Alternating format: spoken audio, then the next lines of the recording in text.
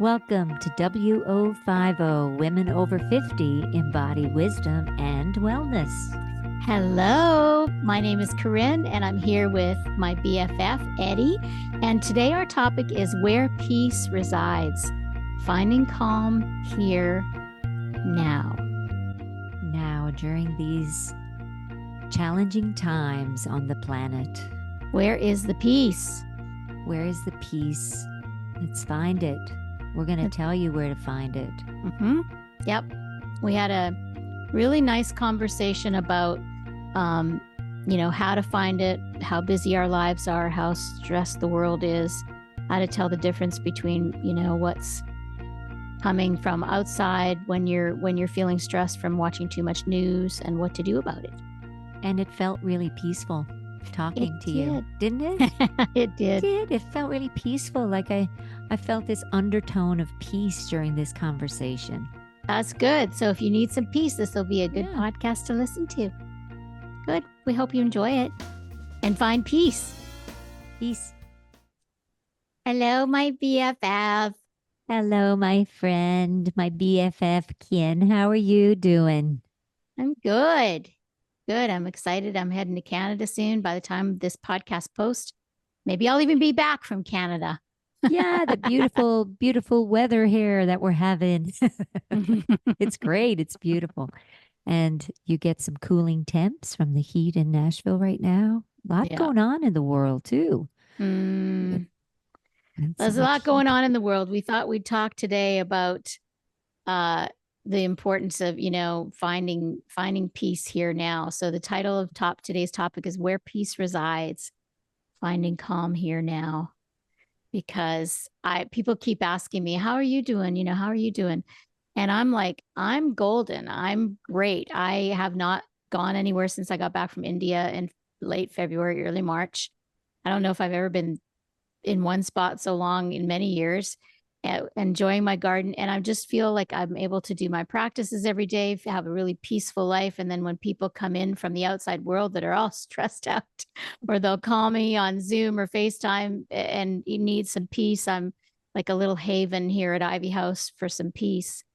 And every day I talk to people about, just the only moment that exists is right now. The only reality that exists is here now. And people get confused about that because they think it means complacency. Like, well, what if you don't worry about what's going on in the rest of the world or worry about stuff, then what, who's going to change it? And I have thoughts about that. How about you? Oh, same. The same.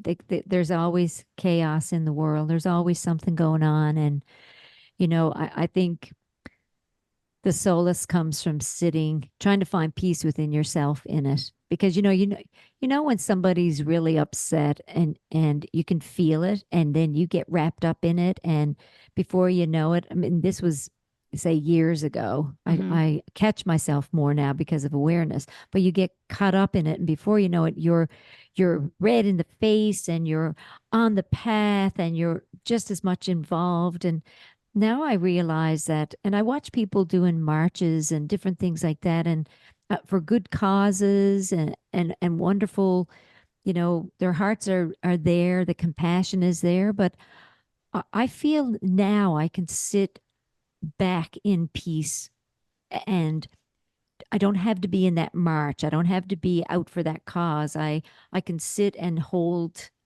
kind of compassion from where I am. You know what I'm, do you know what I mean? Oh, yes. No, staying in your own lane, I think is important because people will say, well, I feel guilty that I'm not. People used to say that in India. I feel guilty that I don't want to go visit the orphanage or whatever. Or I don't want to go to this, peace march or go to Washington and hold a sign. And I'm like, you do you. Like there are people that love doing that. That's their, I've got a couple of friends who they're labeled themselves activists and that's what they want to do. And if that's your role, that's awesome. As long as you're taking care, hopefully you're taking care of yourself. But if you're not drawn to do that, and maybe you're drawn to write a check, maybe you're drawn to not turn on your TV at all. It's like finding what works for you.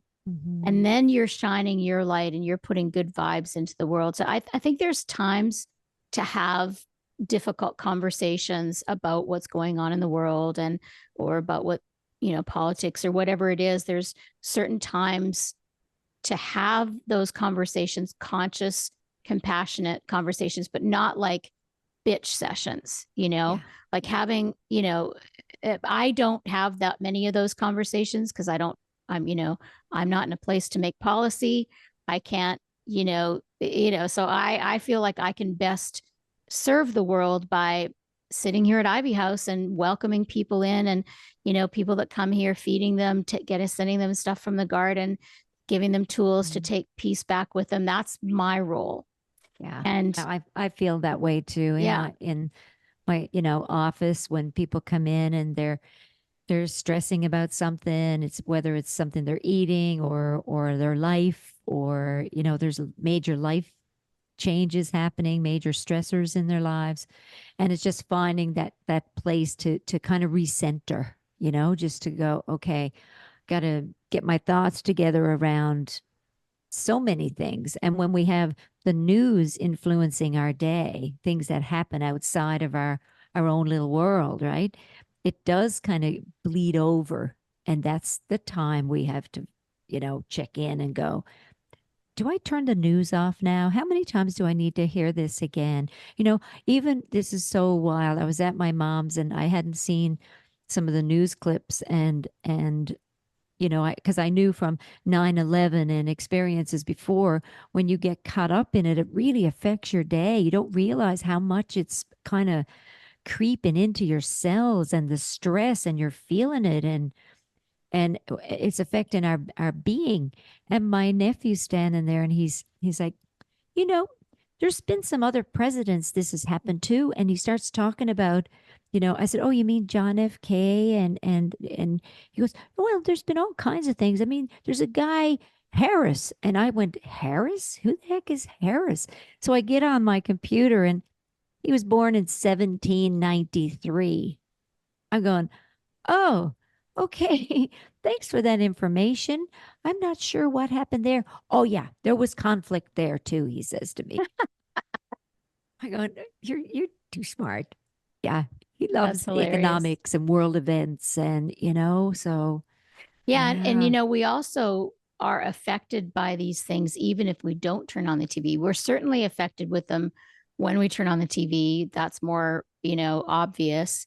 And you have a choice to how long you want to watch it for, and how long you want to keep it in your consciousness and all that. But even if you don't turn on the TV, there's an underlying stress that's only going to be building as the year gets closer to November, here in the US. Is That's going to affect the whole world because everybody watches the US. Hmm. And of course all the other things going on in the world. We do feel it because we're all connected, we're all one. And so it might show up like irritability or fatigue or overwhelm, and you might blame the person closest to you because that's usually what happens. And so it's really important to keep grounded, keep in the moment. So if you feel a need to talk about these things, that's fine, but limit yourself to the discussions. Limit yourself to maybe having solutions to the discussions, and then come back to your life, to the moment. I remember this friend of mine who she listens to the podcast, so she'll know it's her. But she was at a Leia retreat and she was pretty upset when she first got there, and so she's one of the first ones to sit up with Alea, and she's like, and this is a couple of years ago, she was so worried about the world, the state of the world and everything going on. And Alea's just like, okay, so how's everything right here now? And she was just like diffused it because we were on retreat in this beautiful place, and so our mind can really get taken away. So Yeah. we're not saying don't be concerned about the world issues, because we are part of the world, and we do have to, you know, be aware of what's going on and help where we feel drawn to help. Hmm. But also, your life is craving your presence here now. Yeah, And and sometimes you forget your own self. You're busy tending to our elders, our friends, our kids, the grandkids, our partners, and then we go, oh, where did I park myself? I yeah, forgot about me. yeah, falling into bed at night exhausted and that day starts again tomorrow. You're the boss of your own schedule. Nobody's going to create space in your schedule but you. So you've Yes. got to create space ahead of time. Take a look at your week, see where you can take things away and Hmm. have time for you, for some quiet time to refill, because it's a lot easier, as we know, to feel overwhelmed when we're not centered.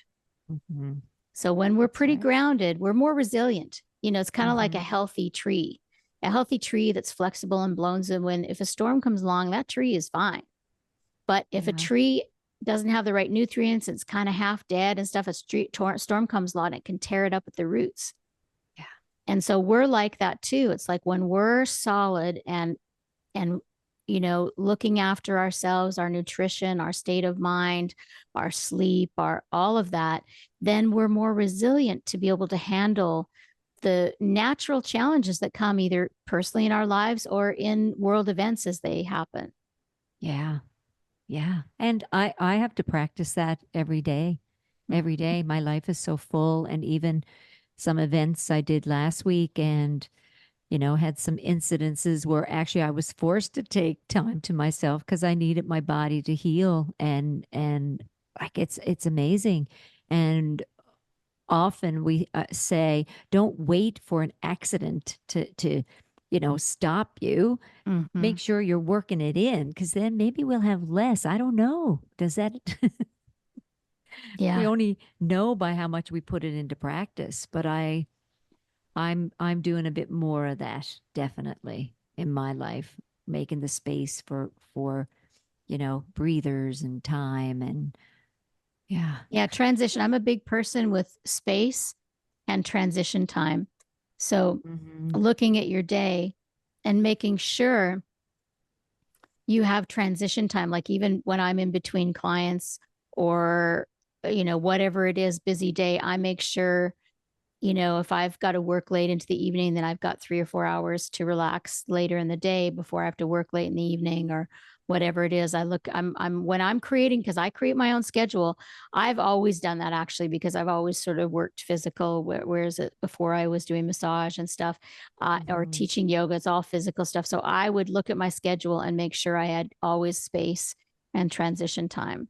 Yeah, it's important. And especially now too with world events, you know, making time to just shut it down, turn off the news, go outside for a walk, like regroup and um, really watch what the pressures are because I've spoken to so many people since what's happened here in July now of 2024, the news events. Um, they are peeled to the TV. They're like, oh, I got to see what's going to happen here. And I'm like, whatever's going to happen is going to happen. You need to re-engage into your life, into yourself. Put on a really nice movie for yourself. Grab your book again. Start journaling. Do your yoga. Yeah. Meditate. Like just stop the train of thought. That's because even our fight or flight stuff starts to happen. We get into Hmm. this cortisol thing and we wonder why we're so exhausted because we're so overstimulated by all this stuff going on. And, it's, yeah, It can it's, be overwhelming for the mind and the nervous system, all yeah. of it. And so if you like, even for me, if I have been, watching a series or scrolling for a little bit too long, I can feel a little agitated. I'll go right out to my garden and spend like an hour in my garden and then I'm back grounded again. Yeah. Luckily I have time and space to be able to do that. And I know fully what it likes is like to feel like peaceful most of the time. And so when Hmm. I'm catch myself falling into that hole, I remedy that. And there's all kinds of everybody has different remedies. There's, exercise, there's going for a walk, there's being in the garden, there's spending time with your grandkids or your kids, Going to the laughing. ocean, Mm-hmm. walks in nature. Yeah, the greenhouse. I love getting into my greenhouse and it takes you away for a little bit, allows you get into that oneness with your beautiful plants and Yeah, that you've been nurturing and growing and feeding, and then you're eating. Yeah. Yeah, it's an important time to connect and support and talk to our friends and our loved ones and ourselves, especially Mm-hmm. going through all this stuff in the world right now. Yeah. It's challenging, you It's know. challenging, and people say it's the worst of times or whatever, but I don't believe that. I think there's always been challenges on the planet. There always will be. It's part of being human. It's just Hmm. now more in our face because of social media and everybody having phones. It's a little bit more in our Yes. face, and so Yes. it is up to you to get it out of your face, Well, it's a and heightened awareness, isn't it? yeah. It's an awareness that we never dreamed we'd have 50 years ago, you No, know? that's for sure. No, I mean, I'm having conversations with people. I mean, just recently, even about um, the identification of our non-gender diversity and the language with specifics around it. And I'm going, my mother will be 89 this week. And and by the way, she's doing great. One of our listeners on our last podcast, she goes, "Your mom had a heart attack." I'm like, "Where did you hear that?" She goes, "On your podcast." I'm like, "Oh, well, I better give everyone an update. She's doing great. We're having a birthday party for her in a couple of days."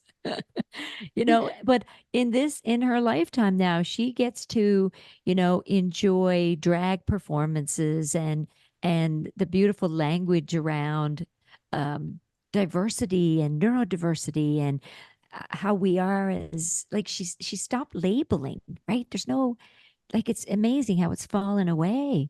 And that's a lot of, a lot of thanks to technology, social media, or showing, oh, look, this does this phone, this computer, this, we have access to so much information. So the download is so fast now that what took 100 years is not taking 100 years anymore. Mm-hmm. You think about like mom has put in her lifetime, like into her brain, the changes Yeah, the changes of what she was like when she was a little girl to how it is now. I to mean, how it is now. yeah, Yeah. To it's, even the judging for all of us, even to place judgment on something or have an opinion about anything. Now it's like we're letting the language even fall away. It's like now we're sensing it more. Ooh, I think I hurt that person's feelings. Did I say it the right way? It's like, oh, mom, that's really good to have that awareness around that. This is mm-hmm, same with me. I might say something to my daughter or granddaughter, and they'll correct me pretty quick. But we know it's said from our heart space. It's said, mm-hmm, it's not malicious. And that's the softening in our own selves and to each other on this planet right now. It's big bites of the elephant right now. mm-hmm. Yeah. Yeah. It's in the title of the podcast is Where Peace Resides, finding calm here now. And Eddi and I talk about this pretty much almost on every podcast. We keep saying this over and over again. And I've understood this in layers and in a deepening over my life, that peace resides. The only place where peace resides is within. And so if Yes. you're feeling chaotic in your life and even in your body or your mind, there is peace there. You just have to stop. Yeah. You just have to stop. And, even your mind, it's like you can't really stop your mind, but you can tell it to stop and focus on, what's in front of you and Mhm. take a breath and just know that the peace resides right in that breath, Yeah. no matter what's going on. Hmm. Yeah. And we're very fortunate to, I mean, I'm here in Canada, you're there in the US. We're fortunate to be able to center somewhere and find peace within ourselves. Mm-hmm. And sometimes it's the bigger things like the mountains or the ocean or our gardens that we can get into, and it kind of, gets everything in check again for us. Yeah. And you know why that is? I have conversations with that every day to people because people will say, well, I love being in nature. I don't like being in this concrete jungle. And I'm like, the reason why you like being in nature is because you're present in nature, because you're so in awe at how beautiful everything is. You aren't worried about all your life's problems when you're in nature. It's Mm-hmm. not the nature, it's you. Yeah. And people will say, but no, I love just going to the lake, or I love skiing, or whatever it is. And I'm like, yeah, but the common denominator is you. It's not the activity, it's you. Yeah. And if you went into nature and got dropped in the middle of the forest and you didn't know there was bears that could come out at any time, you'd have no fear. But as soon as somebody tells you, there's bears, so keep your food in the tree, you're like, okay, maybe we'll go to a different part of the woods. Yeah, Yeah, it's so true. It's all perspective. it is. And some Yeah. people would go, bears? Oh my God, that's so exciting. I can't wait to see them. And others are like, what? Are you kidding me? No. No. Okay. Bye. Yeah. We're all so different. We're all so unique and precious. Yeah. I'm not a big camper, so Yeah. I'm not into having the food up in the tree with the bear net. No, no. I was never a big fan of that, but lots of people are. Oh yeah. Yeah, Plenty. Yeah. they are. Yeah. Yes.